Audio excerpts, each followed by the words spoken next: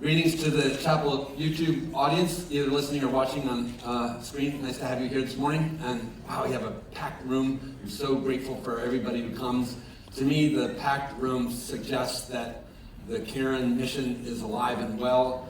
That's both sad and wonderful. I know you come here out of a crisis or sense of pain, or having come here before as a crisis or sense of pain, and there's a meaningfulness about this place that is actually at the heart of what I want to talk about today. But let me start by saying it's great to have you here, and if there's anybody on camera watching around the campus, come on down. Get your behind in a chair here, or around the wall. We're almost standing remotely. Focus. Chapel is today offered with a rotation of topics. And each of the topics, there's some overlap. I enjoy the way they come up, and it helps me try to sort of pivot and stay fresh. The topic of today's chapel service is change, and that's kind of a no-brainer for addictive care. But having addressed the topic many times, I already know when the topic comes up, I'm like, oh, one of the things I want to make a point of is distinguishing between like a focused and targeted change, like I just need to stop drinking, which is kind of what I thought of when I first began my recovery, is I just need to stop drinking and substitute in whatever behavior or set of behaviors is causing you to have a caring relationship there. And the notion that I think my journey of recovery has forced me to acquiesce to, which is, they used to say it in AA when I was early in meetings, and I was like, what? They said, oh, the only thing you have to change is everything. And I was like, what? But AA is good at throwing in those things that don't seem to make sense, and then later on make complete sense. It makes complete sense to me now.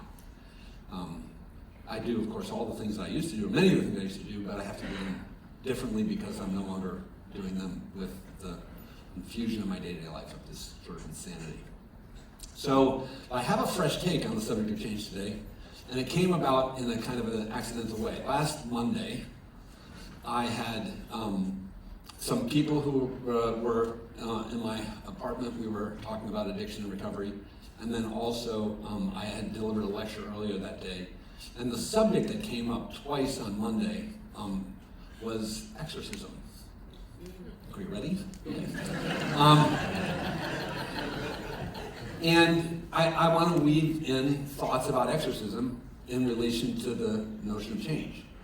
It's not a frequently discussed matter in contemporary theological circles, at least the ones that I swim in. But I did a little bit of a deep dive on academic theological sort of treatment of the ancient sort of. It's a therapeutic intervention. Right? In pre-industrial revolution and pre-technological times, people who were paralyzed, people who were blind, people who were epileptic, and I'm going to bet people who were in the cups, and couldn't stop, were viewed as having been beset by forces outside of themselves because their behavior made no sense at all. Right? And so in the world that interpreted the presence of powers and principalities and demonic spirits and all that sort of stuff, and I don't know where you are on those things, but just understand that there was a time when that was a commonplace part of the cosmology of people's worlds. They would look at someone like I had been and think, you need a spiritual eviction, right? There's a hostile tenant in there, and that was the only way people could explain my behavior otherwise, because they would be like, this guy seemed perfectly intelligent and rational and reasonable at one point, and now, he's messing up family events, and he's getting arrested, and he's, no longer functioning at maximum capacity, and, what? Unless the only way to explain it was hostile takeover. So, keep on. Second thing, the nature of the project of exorcism is one that I learned about in my training as a Christian theologian and heard about as a Catholic kid, and then of course was very influenced by a movie called The Exorcist, which I remember watching when I was a kid. And these depictions of this kind of faith healing, I think, contaminate the discussion that I want to have. Because if I could, I would have you scrub those thoughts from your mind and just contemplate.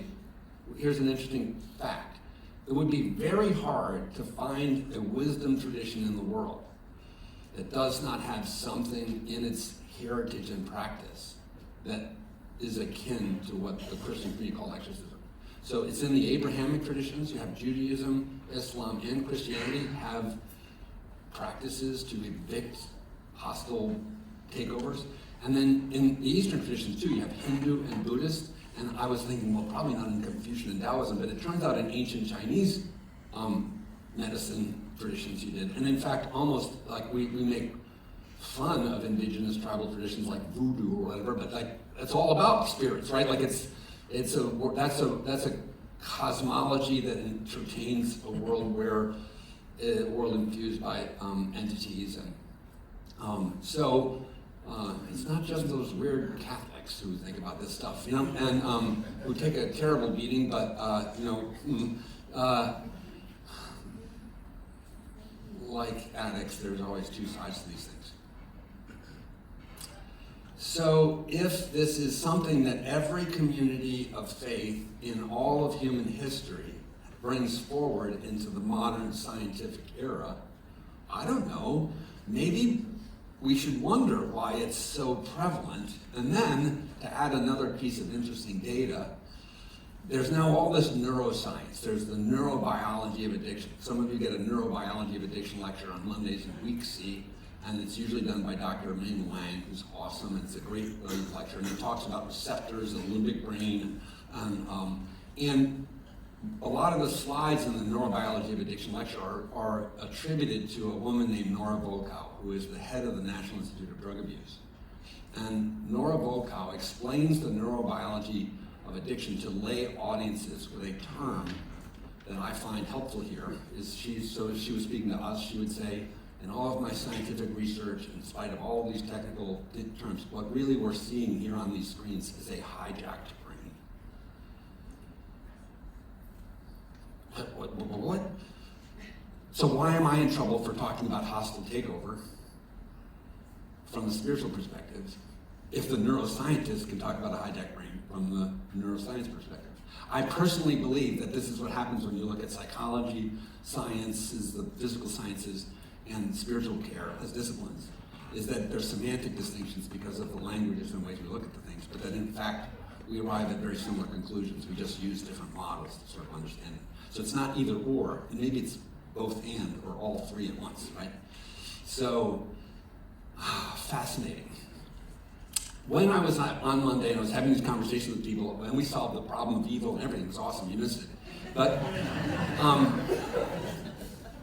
when I was having these conversations, one of the things that I mentioned, which I mentioned frequently because it's back in the back of my mind, and I had to go back and dig this week to make sure I wasn't like lying, was I had this recollection of a text that is attributed to Jesus, in which Jesus says that when a demon is evicted from a person, and the person seems to be getting their act together, one has to be careful because the person is vulnerable for the hostile re-entry of 7 demons.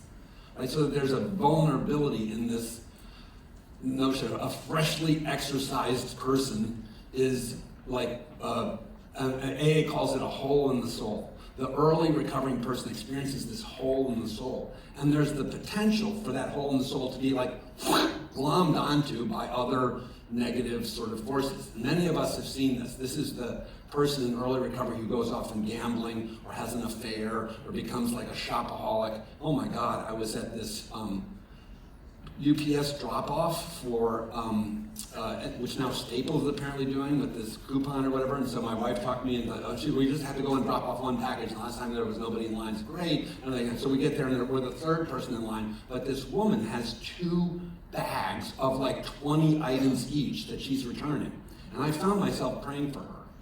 Because this is a hoarding shopping addiction. I mean, at least she's returning crap. Like, yay!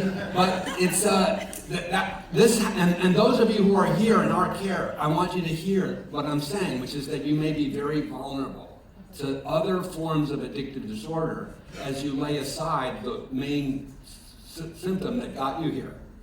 And I've seen it 1,000 times. And I've also seen people who are like, I'm not addicted, but then when they do their timeline, they're like, oh, I was shopping at this point, I was gambling at that point, and I was only binging on alcohol on these points. But in fact, if you look, there's never a time when they're not dopamine upregulated. And so it's really like three spirits that take turns, or it's one spirit that likes to mess with you in three different ways. It depends on how you want to think about it. So I wanted to share with you this passage. I know I printed it out. Oh, I think it's back here. Because I don't want to get it wrong, I had to go look, and did Jesus really say that? Well, now that's a whole debate that happens, but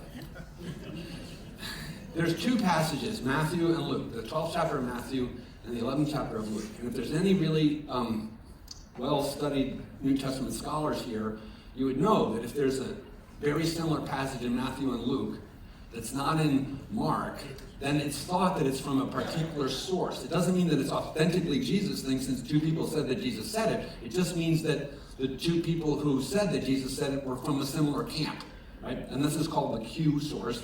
And apparently in the Q source, they're very similar. When an evil spirit leaves a person, it goes into the desert, seeking rest but finding none.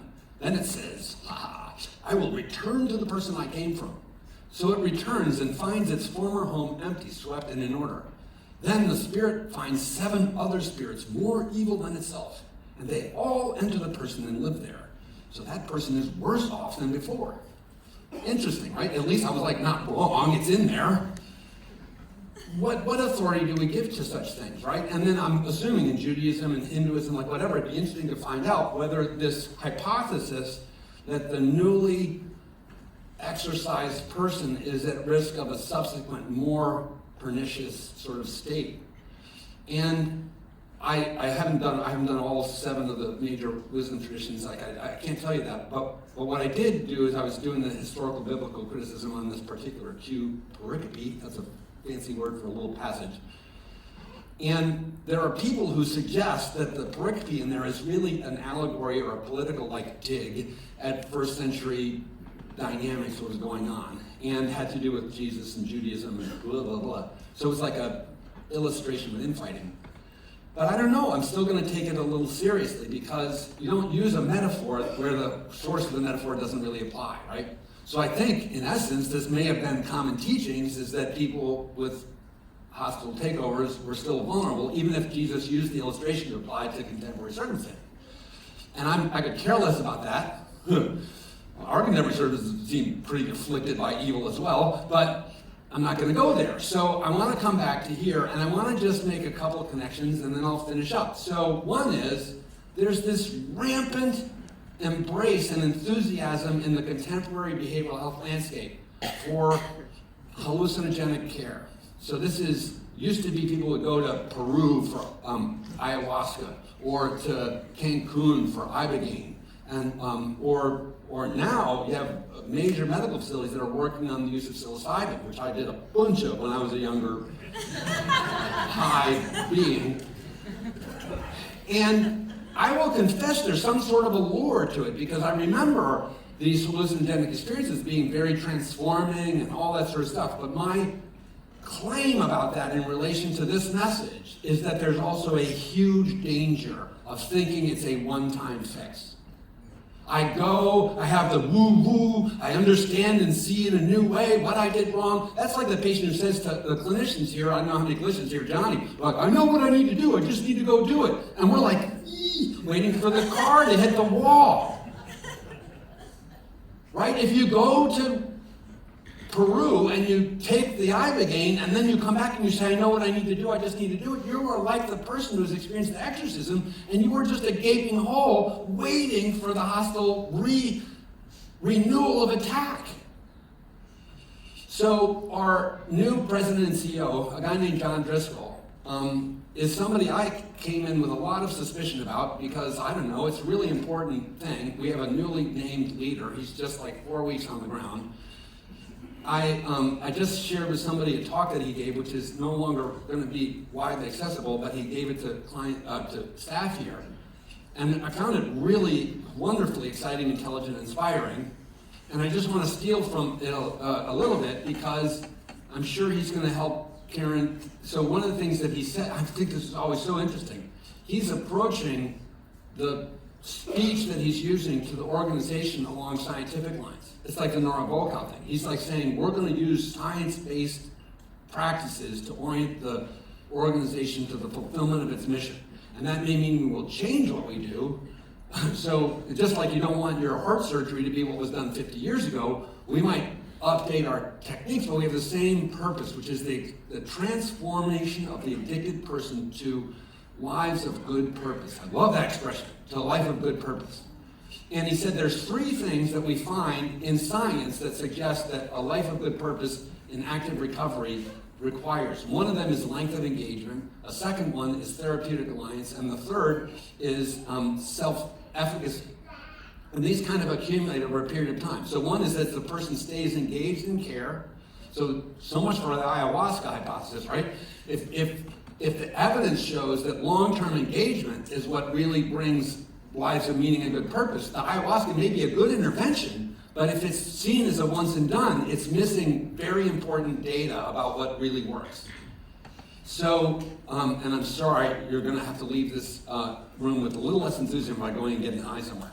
But I'm not sorry about that, right? Like this, that, and I think that's, so many times I hear patients who talk to me about this, that's what I can hear in between the lines. They're like, I can go get high and it'll fix me getting high all the time.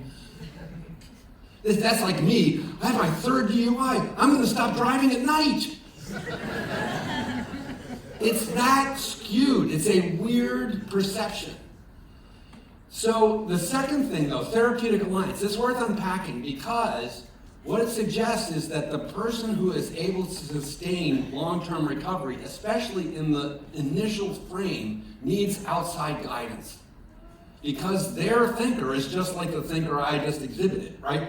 And so they need to turn their care over like a treatment team, a sponsor, the God of their understanding, healthy, like one of the acronyms for the God word for people who are atheists in Alcoholics Anonymous is good orderly direction. And it's the idea that if I stay making the kinds of decisions I was making, let me borrow for a minute. I'm trying to squeeze as much of it as I can of this like huge database of stuff I came across this week. But I like to say, when I found my faith, again, as an atheist in early recovery, it was in the context of a preacher who was talking about the ministry of Jesus and what Jesus did for people. And there's this one passage where Jesus' ministry is described as giving the blind sight, giving the deaf hearing, and giving the captive freedom, right? Well, I was blind, like I didn't see anything in the metaphorical sense. I was deaf, like people were trying to talk to me, I couldn't hear it, and I was completely captive. So when people were talking about that, and I used to hear people say, I was saved, and I'm thinking, oh God, please. But all of a sudden, I'm sitting there in this church pew, and I'm like, oh no, I've been saved. Yikes. Honestly, it was that, it totally freaked me out. I'm like, am I one of them? And that's where I want to kind of circle back to, is that we are privileged to sit in a room on a place that is called Magic Mountain, and where there are thousands and thousands of people who will tell you that they came here with one affliction and they found a new way of living. We have people we have a woman who's coming back with 12 years of recovery. And why did she come back here? Because this is where it turned. This is where hostile takeover ended, and the capacity to live life to good purpose is there. God bless you, Heather. Thanks for coming back, because we need people here to make sure that the people who are new, who doubt the possibility, can see it's real. It does happen. And you don't believe in exorcism, but I'm telling you, stick around here and you might. I don't do voodoo, and I don't, like shake rattles over people or whatever, but we use modern techniques to achieve the ends that the ancient persons hoped for in their most desperate prayers. And we have incredible success. Amazing success. Those demons have no hospitality here. The lie that existed out there in the latter part of the 20th century that addiction was really hard to treat and that people can't get better and that, they're just derelicts in your family and once you lose them, they're just gone and give up. That's a bad message. It's a wrong message. People can and do recover. And many people will only recover with the help of crisis intervention, which is what this level of care is. And if you're thinking that 28 days fixes it, that's like thinking when you go to the emergency room, you're like, for whatever you go to the emergency room for, that's just a crisis intervention. If you're discovered to have diabetes, guess what? Your journey is going to be like a lifelong transformation. If you go to the emergency room and it turns out you have a cardiac event, but you have cardiac issues, guess what? It's going to be a lifelong thing. And if you go to the emergency room because you got Narcan out of K&A, guess what? The Narcan doesn't fix a damn thing. It saves your life to give you the possibility of transformed existence. Oh, I don't know why I get so fired up. But this does, it makes me furious when people continue to stigmatize the person who is addicted and to share this message of it's not going to work, and AA doesn't work, and all that stuff's been proven wrong. Alcoholics Anonymous and the 12-step movement and now Recovery Dharma and Smart Recovery get great outcomes. Caron outpaces all of its competitors in return to care. People come here, they don't need more treatment. That's a good sign. So be hopeful, open your heart, and as a family member, lean in if you can and watch the magic happen. It is the most beautiful and extraordinary thing. And if your loved one struggles, stay in the game if you can. I mean, sometimes the most helpful intervention is we're done, we're not going to pay anymore. But that's like the rare case. In most cases, I would say that what I see as the successful outcome is love. Love that persists. Sometimes love has to get tough like that, but love that persists, that we stay in and we hope and believe. We remain engaged in the care journey with our loved ones and with ourselves and with one another. We ally therapeutically with one another and that's spirit right there. That is spirit. When people band together, there's something more than the individual sum of the parts. Everybody knows that. That's like the team phenomenon or whatever. And it's those things, length of engagement, therapeutic alliance, and then self-efficacy. You can learn to stay clean and sober. And you can have life of good purpose. Let's watch the magic happen today. Thank you so much.